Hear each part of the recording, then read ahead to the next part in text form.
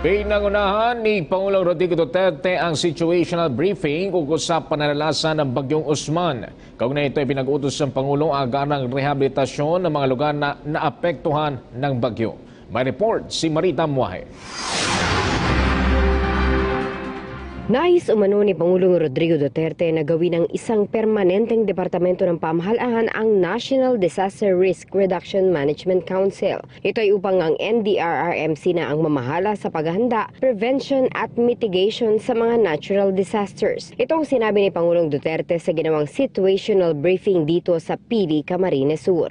Nagtungo nga dito ang Pangulo upang personal na makita ang sitwasyon at naging epekto ng Bagyong Usman sa lalawigan ng Bicol. Sakay ng helicopter, nagsagawa ng isang aerial inspection ang Pangulo. Ayon kay dating SAP Bongo, dito nga ay nakita ng Pangulo ang Lake Buhi na nasa hindi magandang sitwasyon na ikinalungkot nito. Matapos ang aerial inspection ay ginawa ang briefing kasama ang mga cabinet secretaries, LGU officials at kongresista. Dito pinakinggan naman ng Pangulo ang lawak ng pinsala, pati na rin ang mga posibleng solusyon upang maiwasan na sa inaharap ang pagkawala ng maraming buhay at properties dulot ng mga bagyo, pagbaha at landslides. Sinabi rin ni Pangulong Duterte na kung siyang tatanungin, gusto na niyang buwagin ang road board. Ang pera mula rito ay maaari umanong gamitin para sa pagbili ng mga kagamitan tulad ng dredging equipment. Kasabay nito, sinabi rin ng Pangulo na dapat magtayo ng isang matibay na evacuation center dito sa Bicol at sa NHA naman na magtayo ng mga konkretong pabahay sa isang ligtas na lugar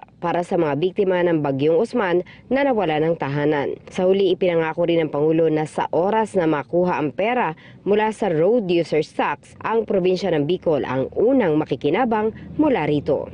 Yan ang pinakahuling update mula dito sa Pili, Camarines Sur. Marita Muahe para sa Bayan.